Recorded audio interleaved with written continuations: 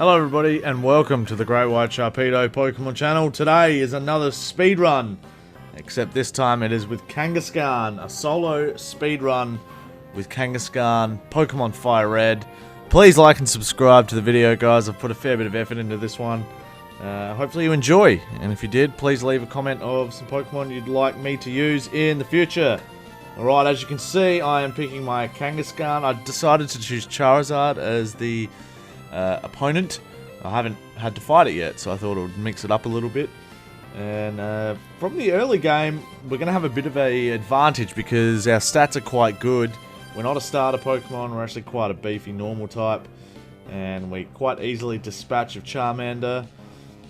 And you'll notice that we actually don't have that bad of a run. Unlike Houndoom, where we really struggled at the beginning. Being a normal type in this situation, and especially heading towards Brock, I thought was going to be a bit of a challenge. But Kangaskhan actually learns Bite pretty early on. So we take on the rival for some more experience and Comet Punch our way through. And then we make our way through the Viridian Forest and pretty much destroy everybody there pretty easily. Having Comet Punch is really handy too, because there's a fair bit of attacks per usage, even though it's only 15 PP. So we head straight to Brock and take him down with some bites, which actually uses our special attack in Gen 3, but they don't really pose any challenge against us. And we have some decent defense as well. We've actually got good speed, good attack, and good defense. So it works kind of in our favor that they can't really do any damage to us at all. Onyx has quite a weak attack anyway, as it is. So we pretty easily wipe him out and make our way through Mount Moon. Only took us 40 minutes to get through Brock, so I think Sharpedo was our quickest with about 37 minutes. I think Houndoom took a little bit longer. As you can see, we taught Kangaskhan Mega Punch and Mega Kick for a bit of boost. So I was pretty confident going into fighting against Misty, and learning Fake Out as well was a massive hand. Just being able to make the opponent lose a bit of health and make them flinch from the get-go. But as I found out, I tried to heal up, and Misty's Starmie is an absolute monster. Even like when I had Bite and I had Mega Punch and Mega Kick, I thought I had it, but I didn't. I lost, so I thought, stuff it. I'll take on Nugget Bridge, take on Rival, and we'll make our way back around once we've leveled up a bit more and try and see how we go. So we take our Pidgeotto relatively easily, and then the rest of the team really follows. Pidgeotto is really the strongest Pokemon at this point in time because Charmander hasn't evolved yet, and really none of the others have. So Pidgeotto is really the only one to worry about, and having Sand Attack makes life a bit harder as well. But the rest of the team goes down pretty easily, and we make our way back to Misty. And this time we're level 27. So you can see our early bird ability wakes us up very early after we've been put to sleep. And it's been 2 hours and 2 minutes, so we're a little bit behind Sharpedo at this point in time, I think. But we take on Misty nonetheless, and this time we are going to take her to a school. Being that extra 4 or 5 levels higher really makes such a difference, especially in the early game. Having Fake Out to use and having a lot of one-hit KOs, even with Fake Out, because we've got the normal type Stab as well, which makes a massive difference. So it makes Fake Out 60 power instead of 40 power, having the 0.5 boost. Starmie's pretty strong still, but we don't really have any dramas with it. And we make our way down through the SSN, we grab the ticket, and then we get cut from the sailor or the captain, and we go down to Lieutenant Surge. We also catch a Diglett along the way, so that we've got cut. And as you can see here, the SSN battle is really not any dramas at all. Fake Out almost beats Pidgeot in one hit. We're up to level 31 now as well. And we're about to learn Rage, but I'm not really interested in learning that at all. Rattatar's evolved into Raticate, and Abra has evolved into a Kadabra. And we obviously one-shot everything and make our way to Lieutenant Surge pretty swiftly.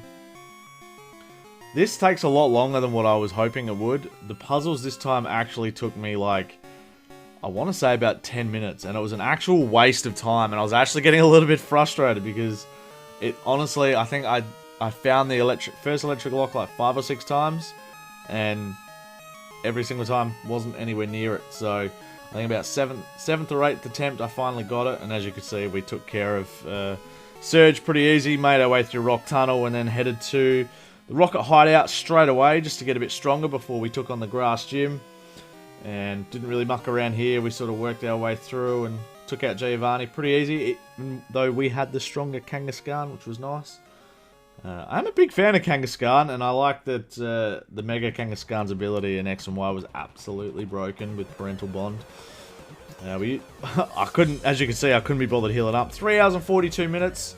We decided to take on Erika. I think we went through the Rocket Hideout and came here, fought everybody, was out of PP. I wanted to use Aerial Ace, which I picked up along the way, but Mega Punch did the trick.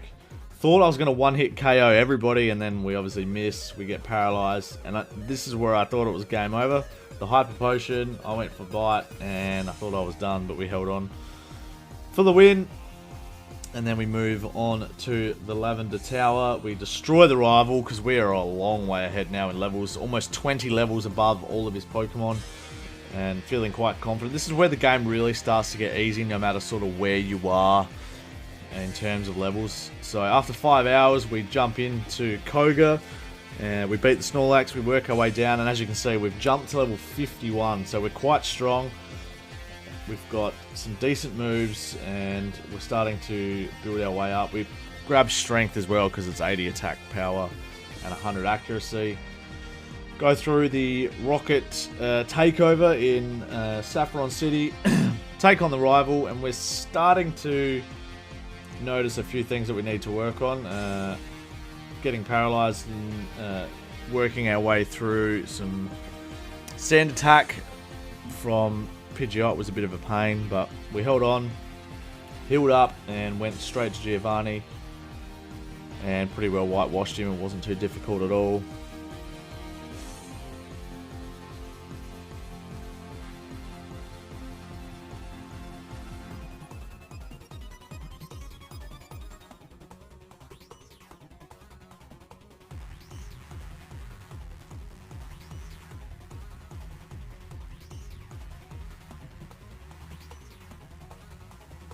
So we almost lose it here, and it was a bit tricky to figure out what to do, but I was thinking about maybe teaching Kangaskhan Surf, because then I can easily take out the normal, the sort of rock types and the ground types that we have to face a lot of in this gen. Then we move on to Sabrina and completely destroy her team. But yeah, I was trying to think of a good move set to teach Kangaskhan for the Elite Four, and I think the best one that I could come up with was going to be Surf and Strength, even though Kangaskhan's special attack is actually garbage. But Surf, again, against Blaine helps. We're actually tracking pretty well. 5 hours and 55 minutes. We're a little bit behind still, but actually did pretty well. Surfed our way through the whole gym, healed up, and then came back in and destroyed Blaine pretty simply. Wasn't too much of a struggle at all.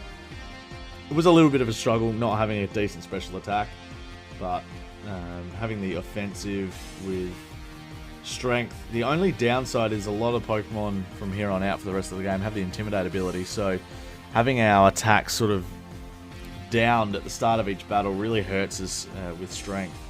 But as you can see here, we take on Giovanni, surf his whole team away, no real dramas here at all.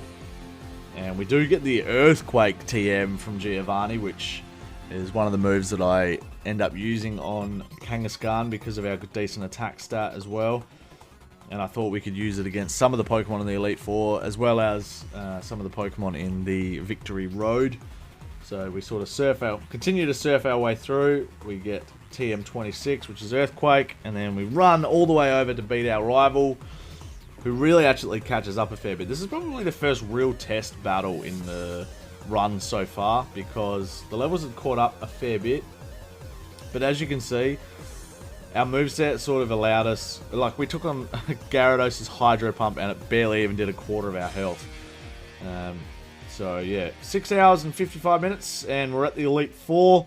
We heal up and we just go in to fight Lorelei for our first sort of test run. We've got Aerial Ace, Surf, Bite and Strength. So I teach Earthquake to Kangaskhan from Aerial Ace because there's no need for it that much. And then we actually go and get Ice Beam from Celadon City so that we can take on the dragons. That was the thing I was worried about. And I also taught Kangaskhan Shockwave. I should have done Thunderbolt because Shockwave didn't have enough power, and I forgot that our special attack was garbage. So we actually lose this first run, even though I'm quite confident that we can beat her quite easily. So I sort of just let the run die off and reevaluate our moves afterwards. We come back, and we've actually picked up Double Edge from the cave, which is a 120 power, 100 accuracy tackle attack that only hurts us a little bit. So I go with the Earthquake on Dugong, and then we go for the Double Edge just to see how much damage it would do, and it's a lot more than what I thought it was. And as you guys will notice throughout the rest of this Elite Four run, I do actually rely on the Double Edge a fair bit to finish off, but also one-hit KO a fair few Pokemon as well. Having Bite was actually really handy, keeping that the whole way throughout the whole game. Bite's just a good solid move that, especially in Elite Four, you forget that there's quite a few Pokemon that you can use it on. You can use it on Drinks and Slowbro and the first trainer, and then you can use it on the Ghost Pokemon, and then there's an Alakazam you can use it on as well. So it actually helps. And then we move on to Big Boy Bruno, and I level up as much as I can with our rare candies because I was worried about getting hit with a cross chop from Machamp. So learning Ice Beam is also handy for the dragons, as I mentioned before. Also handy for the Onyxes and for the Pidgeot later on, and for the Exeggutor too. So as you can see, Double Edge actually one-hit KOs them, and I want to sort of just suss out the situation with Machamp. Earthquake does half the damage, so I'm actually kind of confident that Double Edge would have one-hit KO Machamp as well, but I was just playing it a little bit safe. I'd rather be safe than sorry and restart the whole run because we're actually tracking really well to beat Sharpedo's time of 7 hours and 43 minutes. So we take on Gengar, and we go for a Bite attack, obviously, because that's really the only move that we have that can hit it. Ice Beam on Golbat, again, the only move that can really do any damage. I was wondering, yeah, so Poison Fang actually badly poisoned you, is that what it said? Because I noticed that the poison gradually increases a fair bit, and it freaks me out just here with Arbok, because it does a fair bit. Yeah, it nearly actually wipes us out. So Poison Fang, there you go, I learned something new today. Actually badly poisons you, or it's only in Gen 3, I wasn't sure. I know that Sludge Bomb doesn't, however, so we were all good. So we go for the Ice Beam, take another Sludge Bomb, full restore up again, and then we go for Bite. Now, as you guys know, items are allowed. I didn't specify at the start of this video, but I'm allowed to use items, I'm just not allowed to reset. So if I get to the champion and I die, I've got to go back through the Elite Four to continue having an accurate time, because I don't want to cheat and then reset and say, oh, I beat it in 7 hours and 2 minutes, when really it took me 8.5, that sort of thing. So we take on Gyarados, who actually is a little bit more intimidating than what I thought he would be. Aerodactyl is the same. I thought it was going to be a little bit more intimidating, especially with Hyper Beam, and then it only did about 40 HP. So we heal up again. We take on Dragonite. We go for Ice Beam, which I was sure was going to be a one-hit KO. He survives, hits us with a couple of outrages, and then we wipe it out again. And the two Dragonairs actually hold on with the Ice Beams as well, which is kind of frustrating. So go for the Double Edge. It hangs on again and paralyzes us. I just wanted it to be over at this point because I was really stressing out that I wasn't going to be able to beat the Sharpedo run because I was actually doing really, really well. So we heal up for the champion. I give it a Citrus Berry because I don't think I'm really going to use Bite, even though I could against Exeggutor and Alakazam because he's got 2 Psychic types. But we have an amazing start with Pidgeot. We go for Ice Beam and we get a critical hit, one-hit KO, which is amazing. We get another one-hit KO with Alakazam. Exeggutor comes out, and this is the only one that we have a little bit of trouble with besides Charizard at the end. But having the early bird ability wakes us up nice and early. One move, gone. Right on, another move. I don't know why I didn't use Surf here, actually. Probably would have been a little bit more effective. But I got rid of it for now.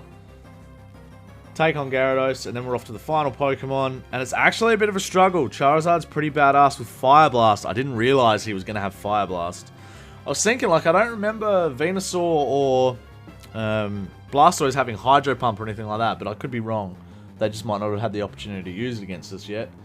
But yeah, so we actually struggled a little bit, but we were able to get off a massive double edge to finish off the battle. And this is where I was sweating a bit, because I thought we were going to be behind, but we follow Oak in, get into the Hall of Fame, and our time is 7 hours and 39 minutes, so we beat the Sharpedo run by 4 minutes. Guys, thanks for watching. Hopefully you enjoyed. Like and sub. We'll see you in the next one.